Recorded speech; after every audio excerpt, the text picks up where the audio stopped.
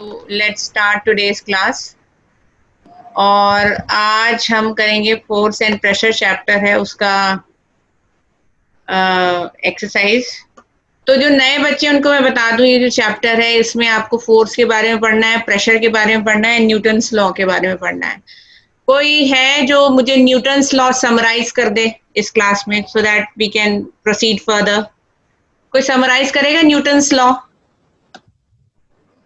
अमन या Rohit? Yes Aman, first law, second law. हाँ सारे जो नए बच्चे हैं वो सुन ले कम से कम, फिर हम एक्सरसाइज शुरू करते हैं। सेकंड लॉ किसको आता है? वो चलो तुम फर्स्ट बोलो, फिर सेकंड कोई और बोलेगा। मैम फर्स्ट लॉ मैम वो है कि जो हर ऑब्जेक्ट वो रेस्ट में रहेगा यूनिफॉर्म मोशन में। नहीं, वो अगर रेस्ट में है तो रेस्ट में रहना चाहेगा, वो अगर मोशन में है तो मोशन में रहना चाहेगा। ठीक है। It resist any change in the state of motion, मतलब रेस्ट में है तो रेस्ट में रहेगा, मोशन में है तो मोशन में रहेगा। इसको हम लॉ ऑफ इनर्शिया भी बोलते हैं। ठीक है, क्लियर है सबको? Yes ma'am. कोई और कुछ बोलना चाहेगा इस पे? कि जब आप जैसे साइकिल या बस में या कार में जा रहे हो, अचानक ब्रेक लगते तो आप आगे की तरफ झुक जाते हो, ऐसा क्यों होता है? ऐसा इसलिए होता है कि आपकी जो लोअर बॉडी है वो स्टॉप हो जाती है ब्रेक लगने से, क्योंकि वो टायर के इमीडिएट कांटेक्ट में। लेकिन अपर बॉडी जो मूव कर रही है वो करते रहना चाहती है, सो यू बेंड फॉरवर्ड। यही होता है ना? यस अमर कुमार, कुछ बोलना है आपको? अमर कुमार या लक्ष्य? यस लक्ष्य, first law of motion clear हो गया? लक्ष्य, क्षितिज चौहान। मैम मुझे इतना पता है बस मैम, सेकंड लॉ में force equal to mass into acceleration होता है।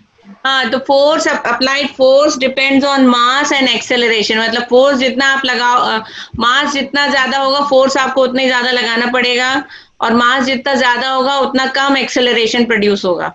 ठीक है, सेकेंड लॉ इतना काफी है। और acceleration is change of velocity with time. ठीक है ना? और थर्ड लॉ कौन समराइज करेगा? थर्ड लॉ, यस अमन, आप बोल रहे थे थर्ड लॉ आता है। Third law of motion.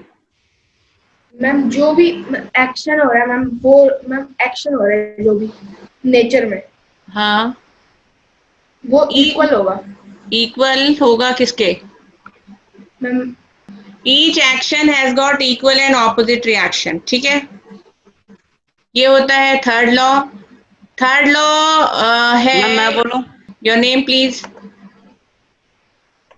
Third law कौन एक्सप्लेन करेगा? यस, मेरी बात सुन लो। Third law, according to Newton's third law, each action has got equal and opposite reaction. मतलब जितना एक्शन आगे हो रहा है उतनी एक्शन पीछे होगा। बहुत सारे एग्जाम्पल हैं इसके, जैसे कि आप रॉकेट है, rocket works on the principle of third law of Newton's third law. क्या होता है? रॉकेट में जितनी गैसेस बाहर की तरफ निकलती हैं उतना ही थ्रस्ट उसको आगे की तरफ मिलता है। ठीक है, यस। तो third law is also based on the principle of conservation of momentum. Momentum क्या होता है? It is mass into velocity. Momentum सब लोग लिख लो, momentum equal to mass into velocity. Mass into velocity. तो रॉकेट में क्या होता है? जितना मोमेंटम आगे पीछे की तरफ गैस निकलने में लगा रही है, मतलब जितनी मास और जितनी वेलोसिटी से गैसेस पीछे की तरफ निकलेंगी उतना ही मास उतना ही वेलोसिटी आगे की तरफ मूव करेगा। क्लियर हो गया? Third law is based on the principle of conservation of momentum.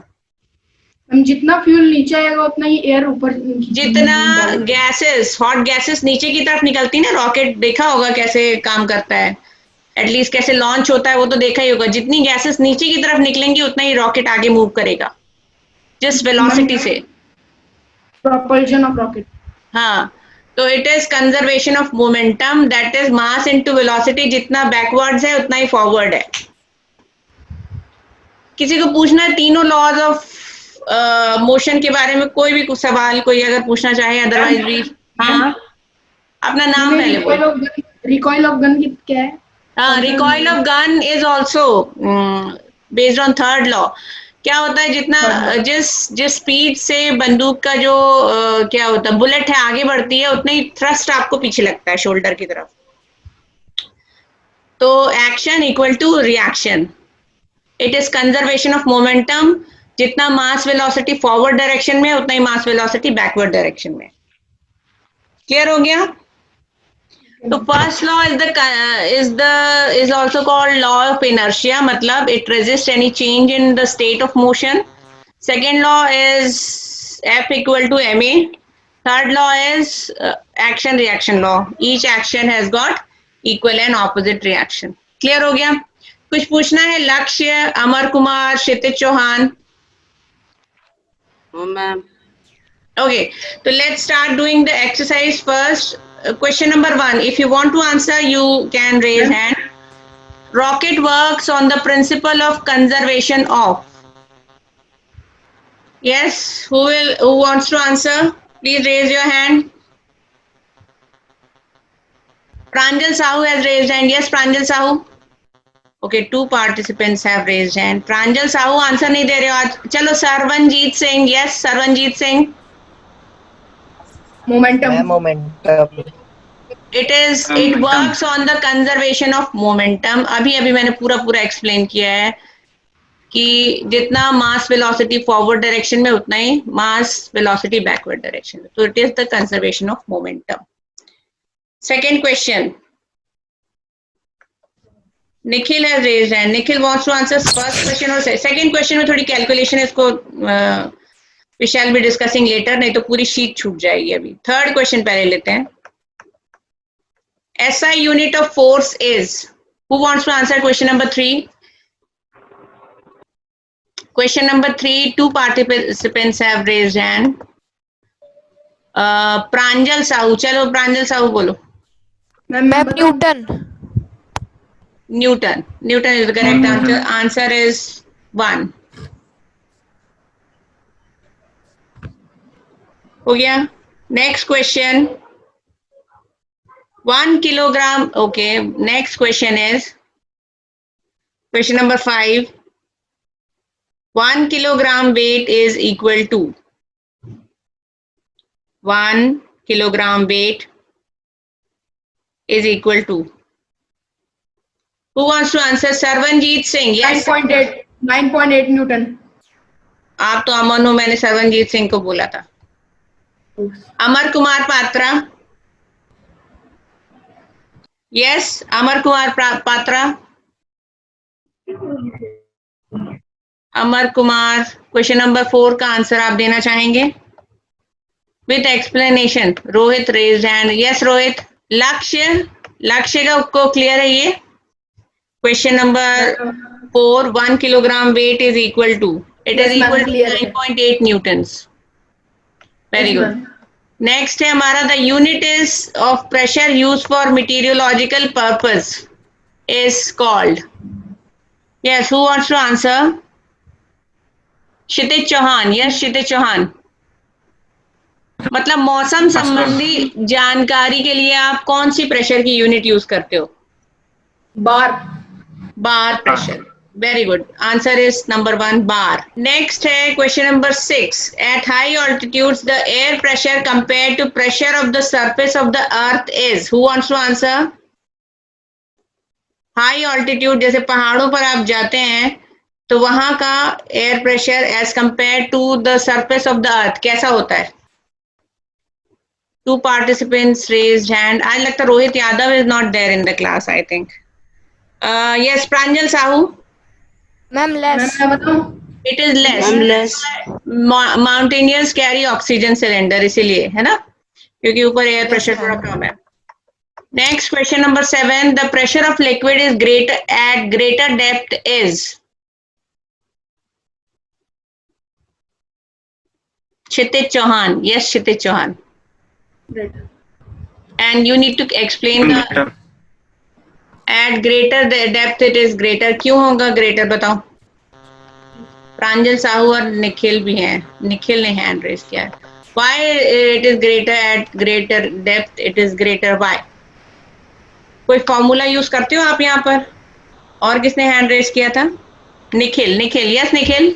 Why is it greater? ये आंसर greater कहाँ से आया? The pressure in liquid at greater depth is greater.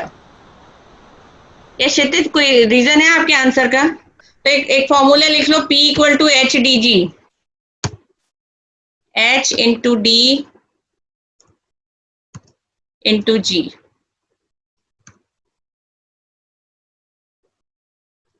Into g, जहाँ H है height, मतलब वही डेप्थ हो जाएगी, और D is the density of liquid and G is the acceleration due to gravity. Acceleration due to gravity. तो इसमें देखो pressure is directly proportional to the height of the liquid.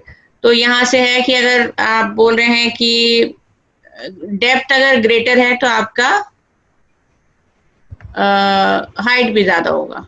ठीक है, क्लियर हो गया? क्षितिज चौहान को क्लियर हुआ? ओके, नेक्स्ट हमारा क्वेश्चन है,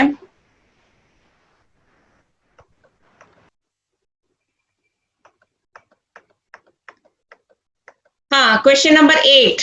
who wants to answer? The pressure at any point of the liquid at rest depends on the depth and on the dash of the liquid. Who wants to answer? Just raise your hand. Sarvanjeet Singh, yes. Ma'am density. Density, अभी मैंने बताया formula क्या है, P equal to H D G. ठीक है, तो it depends on the depth, it depends on the density, it depends on the, now Rohit Yadav is coming. It depends on the what? Acceleration due to gravity. Question number 9. The same amount of force acting on two surfaces, the pressure will be more on that surface whose area is. Amar Kumar Patra, yes. Ma'am less. Less. क्यों है ऐसा? क्योंकि pressure equal to force per unit area. So if area is less, pressure will be more. Okay. Question number 10. When a body is stationary, अगर body stationary है, a option. Ma'am हाँ, Rohit Yadav is there now, I can, yes Rohit Yadav, ma'am there is no force acting on it. How can you say? This answer is totally wrong. थोड़ा सारे options पढ़ो। Ma'am b option है ma'am, second. The force of not in contact, Yes, ये भी ma'am, गलत है। B. Kshitij Chauhan has entered, okay. चलो हाँ, एक मिनट रुको, let me see who has raised hand, who all, Rohit, Amar Kumar Patra, yes Amar Kumar Patra, ma'am the combination of forces acting on it balances each other. Yes. देखो कोई चीज अगर सपोज टेबल पे एक बुक रखी है, तो ऐसा नहीं है कि उसके ऊपर कोई फोर्स नहीं लग रहा है। उसके ऊपर कौन कौन से फोर्स लग रहे हैं? एक तो ग्रेविटी जो नीचे की तरफ लग रही है, बट स्टिल वो नीचे नहीं जा रही है। क्यों? क्योंकि जो टेबल है वो उसके ऊपर की तरफ फोर्स लगा रहा है। दोनों बैलेंस हो गए हैं, इसलिए वो एक जगह पर है, it is not moving. Initial velocity 0। हाँ, तो ये क्या है, दो टाइप के बैलेंसेस, जब बैलेंस फोर्सेस लगते हैं तब वो चीज स्टेशनरी रहती है। तो ऐसा नहीं है अगर कोई स्टेशनरी है उस पर कोई फोर्स नहीं लग रहा है, ग्रेविटी तो हर वक्त ही लग रही होती है। क्यों रोहित यादव? क्लियर हुआ आंसर? Yes ma'am. तो हमेशा जरा पेशेंस के साथ आपको सारे आंसर सारे ऑप्शंस पढ़ने हैं। तो 11th में आई थिंक इन्होंने फिगर नहीं ड्रॉ किया है, इसको अभी छोड़ देते हैं। 12th देखते हैं। Question number 12, read it thoroughly, go through all the options and then tell the answer. A force F1 is acting on the particle to accelerate it from rest of the velocity to the velocity v. The force F1 is then replaced by F2 which de-accelerate it to the rest. ठीक है, question समझ में आया? लक्ष्य Yes, ma'am. एक ma'am समझ में आ गया। हाँ ठीक है, बहुत अच्छी बात है, पूरी क्लास को समझ में आ गया। रोहित को जल्दी समझ आता है, वैसे भी बाकी क्लास को क्वेश्चन समझ में आ गया कि एक फोर्स है, एक पार्टिकल पे एक्ट कर रहा है, तब उसकी वेलोसिटी v है। अब उस पार्टिकल को रोकने के लिए आपने दूसरा फोर्स लगाया, decelerate to the rest, है ना, मतलब रिटार्ड कर दिया उसकी स्पीड को। तो okay, then what should be the answer? हाँ, कोई आंसर देगा? Amar Yes, Kumar, ma'am. हाँ रोहित, मैम रोहित, मैम मैं मैम बताऊं? F1 must be equal to F2। और कोई? मस्ट बी और मे बी, देखो दो ऑप्शन दिए हैं, मे बी भी है, must A B. Option. A option. Must be equal to F2। Okay, अगर मे बी है, सपोज F2 ज्यादा है तो भी तो उसको रोक ही लेगा ना वो, हाँ मैम। उससे ज्यादा भी हो सकता है रोकने के लिए। तो ऑप्शन बी है इसका, F1 may be equal to F2 may be equal. But F2 can be more than F1। समझ में आ गया? तो not must be, it should be may be. Ma'am क्योंकि मैम F1 और F2 अपोजिट डायरेक्शन में वो कर रहे हैं। ऑपोजिट डायरेक्शन में होना चाहिए, लेकिन इक्वल है ये जरूरी नहीं है। देखो F2 ज्यादा हो सकता है तो भी वो F1 से जो स्पीड से जो मूव कर रही है वो चीज रुक जाएगी। क्लियर हो रहा है? अमर कुमार, कोई किसी को कुछ पूछना है इस क्वेश्चन नंबर 12 में? No, ma'am. अमर, No, लक्ष्य और जो भी नए बच्चे हैं। क्वेश्चन नंबर 13, तो आप सारे ऑप्शन को जरा ध्यान से पढ़ें क्योंकि कई बार बहुत ही क्लोज होते हैं ऑप्शंस, और सैनिक स्कूल के एंट्रेंस में इसी टाइप के ऑप्शन देखना बहुत ही क्लोज होंगे कि अब मस्ट बी और मे बी में बहुत कम डिफरेंस है, बट बच्चे कंफ्यूज हो जाते हैं। अच्छा, next, a piece of ice is floating on a vessel containing water, when the ice melts then the level of water क्या होगा? राइज होगा, फॉल होगा, अनचेंज रहेगा, depend on the mass of the ice. Yes, who wants to answer? Raise hand please. अच्छा, next class में हम discuss करेंगे coal and petroleum. Please read the chapter from your book thoroughly first. Ma'am option C. Participants हैं Ma'am, rise. शायद Ma'am, A. Option सी है ma'am Ma'am, शायद। remain unchanged. Ma'am, C. Why? Now tell the answer, explain the answer. Ma'am इनसे पूछो ma'am. Ma'am. कैसे दिख- ma'am option D आएगा। नहीं, कौन बोल रहा है? Ma'am, option A. Option C is the correct answer. और किसने बोला है ऑप्शन सी? नाम चौहान। रोहित ने बोला था। क्षितिज ने मैं बोला था। बताऊं रीजन? क्षितिज ने बोला था। Kshitij, explain your answer. Why answer is correct, remains unchanged, there is no doubt, but क्यों? Answer is c, option is correct, but you need to explain the answer, क्योंकि हर एक आंसर के पीछे एक रीजन होना चाहिए। This is a science class और ये कोई SST क्लास नहीं है जो हम ऐसी चीजों को एक्सेप्ट कर लेंगे। हाँ बोलो क्षितिज, Yes, ma'am. क्यों होगा remains unchanged? Ma'am, according to Archimedes principle, it states that the rate of water is displaced will equal the upward. नहीं, एक मिनट और, एक चलो आर्किमिडीज प्रिंसिपल तो वो है कि इट विल कीप फ्लोटिंग। ये मैम मैं बताऊं? ये गलत मैम, है एक्चुअली। एक मैं मिनट बताऊं? रुक जाओ, मुझे क्षितिज चौहान से बात। Kshitij Chauhan, the explanation is wrong. Archimedes principle बोलता है कि वो चीज फ्लोट करती रहेगी, लेकिन यहाँ क्वेश्चन है कि जब आइस मेल्ट हो रही है तो भी लेवल ऑफ वाटर बढ़ेगा कि घटेगा? कि मैं ये नहीं पूछी कि आइस फ्लोट हो रही है तो क्यों हो रही है। समझ में आ रहा है क्वेश्चन? आप आर्किमिडीज समझ रहे? Principle. That was wrong, the explanation was wrong. ठीक है, क्षितिज यादव, क्षितिज चौहान, सॉरी, रोहित बताओ। मैम जो आइस था पानी पे फ्लोट कर रहा था, तो मैम वो लिक्विड जो सॉलिड में बना था, तो जो मैम अमाउंट ऑफ वाटर से जो बना था वो उसी में था मैम। और जब मैम वो पिघला तो उसका लेवल इसीलिए नहीं बढ़ा क्योंकि मैम देखो, पहले लेवल तो चेंज नहीं होगा, मेरी बात सुनो। हमने मैटर इन आवर सराउंडिंग्स बहुत डिटेल में पढ़ा था, अगर याद है आपको तो, है ना? तो उसमें क्या था, एक मैटर की प्रॉपर्टी क्या थी कि particles of matter have the spaces between them, है ना? और ये स्पेसेस सॉलिड में सबसे कम होते हैं, लिक्विड में थोड़े ज्यादा होते हैं, गैस में सबसे ज्यादा होते हैं, है ना? तो सपोज वाटर है और तो फिर वाटर के पास जो वाटर, सपोज ये हैं वाटर के पार्टिकल्स, छोटे छोटे से, हाँ, जो आपको नेकेड आई से नहीं दिख सकते, बट उनके बीच में थोड़ा सा स्पेस होगा। तो जब आइस जो इसके ऊपर फ्लोट कर रही है ना, आइस जो है वो फ्लोट कर रही है, ऐसे ये इसी टाइप के आइस यहाँ पे फ्लोट कर रही है और ये मेल्ट होगी।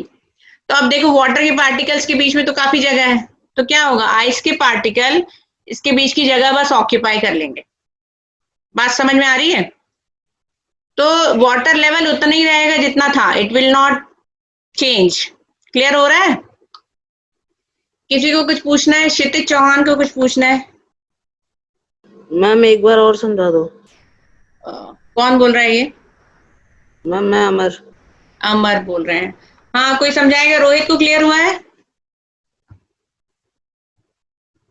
रोहित यादव, देखो लिखो क्षितिज नहीं, किसको? अमर। अमर लिखो, the particles of matter have spaces between them. ठीक है, ये सपोज वाटर के पार्टिकल्स, ऐसा कुछ एक डायग्राम भी बना लो अपनी नोटबुक में।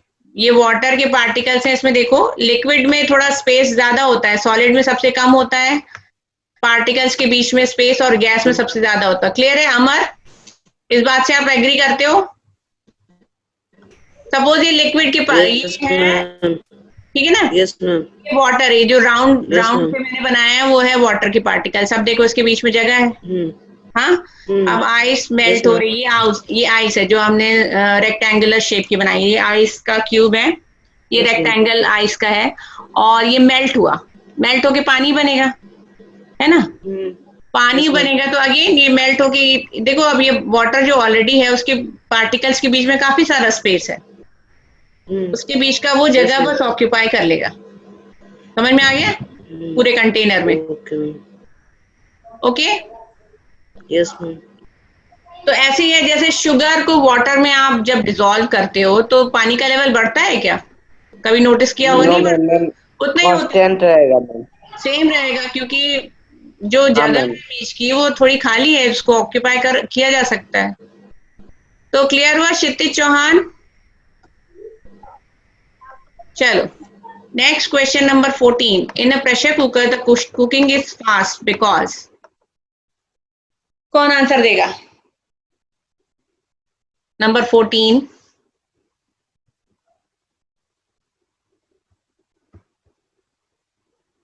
A option. क्वेश्चन नंबर 14 का ऑप्शन ए है, बिल्कुल सही है। कोई और जो डिसएग्री होता है और इसको डिस्कस करना चाहता है? क्योंकि क्या है मैम कि क्योंकि हाँ, वो जो उसका बॉइलिंग पॉइंट है 100 डिग्री सेल्सियस से बढ़ता है मैम। नहीं क्या हो, मैम प्रेशर। मैम मैं बताऊँ मैम? बोलो। मैम मैम बोलो। मैम जो होता है ना मैम कुकर में, मैम जो वेपोराइजेशन होता है मैम, जो प्रेशर होता है मैम वो उड़ता नहीं है मैम, ऐसे खुला रहता है, वो निकल जाता है मैम, उसमें निकल नहीं देखो पाता है, क्या होता है, इसीलिए मैम प्रेशर उसे। कुकर के अंदर बहुत ही हाई प्रेशर होता है ना? पूरा प्रेशर उसके अंदर कंटेन्ड रहता है। ठीक है, तो क्या होता है, प्रेशर और टेम्परेचर एक दूसरे के प्रोपोर्शनल है ना? जब प्रेशर ज्यादा होगा तो टेम्परेचर भी ज्यादा होगा, तो वो जो बॉइलिंग पॉइंट है वो जल्दी रीच हो जाता है। बात समझ आ रही है? तो boiling point of water is raised by the increase pressure inside the cooker, तो कुकिंग जल्दी हो जाएगी। अच्छा, अभी एक क्वेश्चन जो हमने छोड़ दिया था, क्वेश्चन नंबर 2, थोड़ा सा टाइम बचा है, 8 मिनट रह गए हैं और इसको हम डिस्कस कर लेते हैं। A lift whose cage is 3 meter high is moving up with the acceleration of 2 meter per second square. A piece of stone is dropped from the top of the cage of the lift when its velocity is 8 meter per second. If g is 10 meter per second square, stone will reach the floor of the lift after. Yes, कोई answer देना चाहता है? Otherwise I'll start explaining. कोई answer देगा? अमन, रोहित? अच्छा, यहाँ पर आप लिखो, फटाफट लिखो, एक्सेलरेशन ए इक्वल टू है 2 मीटर पर सेकेंड स्क्वायर। मैं यूनिट नहीं लिख रही हूँ, आप लिख लेना खुद से क्योंकि हमारे पास टाइम कम है। लिफ्ट की हाइट है जो लिफ्ट जहाँ केज ऑफ द लिफ्ट, मतलब लिफ्ट जहाँ आप एंटर करते हैं उसकी टोटल हाइट है, उसकी टोटल हाइट है हमारी कितनी? 3 मीटर। ठीक है, मैं यूनिट नहीं लिख रही हूँ, अंडरस्टूड है? आप लोग देख लेना। ओके, और जो उसके बाद क्या मैम हुआ? आ गया मैम। कितना मैम आ गया आंसर कितना है? C option C. Option C is not the correct option, option A is the correct answer. Ma'am option A. सुने होगा। हाँ मैम। ऑप्शन ए, हाँ, कोई एक्सप्लेन करेगा? Ma'am 3 to the 6 divided by 8 ma'am. ठीक है, तो आप इसमें फॉर्मूला लगाओगे, S equal to U T अब U2 half UT plus half AT square. AT square. AT square. तो स्टोन पहले UT रेस्ट पे था, एक मिनट, स्टोन पहले रेस्ट पे था तो उसकी इनिशियल वेलोसिटी 0 होगी, 0 into 2 इक्वल टू 0, ओके। तो ये 0 हो जाएगा प्लस 0 हाफ AT स्क्वायर। अब स्टोन नीचे गिर रहा है और लिफ्ट ऊपर जा रही है, यही है ना? तो इसमें हाँ मैम। एक्सेलरेशन लगेगा 2 + 10, 10 is because of gravity, 2 + 10। Clear हो रहा है सबको? किसी को कुछ पूछना है तो जल्दी पूछो, हमारे पास टाइम बहुत ज्यादा नहीं है। ओके, आप इसको सॉल्व करो। हाँ, और एस मतलब लिफ्ट की हाइट है, लिफ्ट की हाइट है 3 metre, 3 metres, very good. 3 equal to, अब इसको सॉल्व करो, half T square, T square, half T square, okay. Amar Kumar, आ गया आंसर? T की वैल्यू क्या आएगी इसमें? Amar Kumar, have you solved? No, ma'am, solving. अच्छा, तो ये आएगा 3 इक्वल टू 6T स्क्वायर। आया सबका?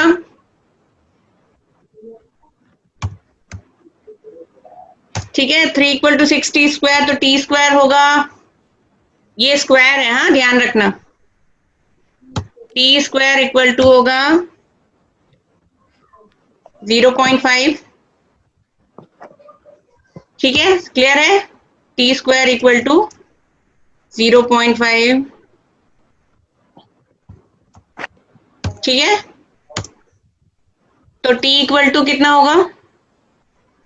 T स्क्वायर इक्वल टू 0.5, तो T इक्वल टू कितना आएगा? Yes, T equal to 0.7 seconds, मतलब है ना? T equal to 0.7, equal to 0.7 seconds, okay, seconds. किसी को कुछ पूछना है या अभी अगर क्लियर नहीं हुआ तो इस क्वेश्चन को अगली क्लास में और भी डिस्कस कर लेंगे। बट नेक्स्ट क्लास में जो मुझे चाहिए वो है ये क्वेश्चन क्लियर है? अमर कुमार, अभी भी है हमारे पास टाइम, थोड़ा है। अमर, Yes, ma'am. लक्ष्य, और कौन बचा है? क्षितिज चौहान को क्लियर हुआ? मैम बोलो। हाँ, नहीं बोल सकते हो भैया, ऐसा कुछ, मुझे आवाज ही नहीं आ रही तुम्हारी। चलो कोई बात नहीं, तो क्लियर हो गया सबको ये, है ना? मैम हाँ बोलो। एक क्वेश्चन था मैम, ऐसी काइनेमेटिकल इक्वेशन में। अभी रुक जाओ, ये शीट अभी भी बची हुई है। मैम। हाँ बोलो। मैम इसका एक चैप्टर आता है मैम, आगे पढ़ाई होगा इसका चैप्टर फिजिक्स में?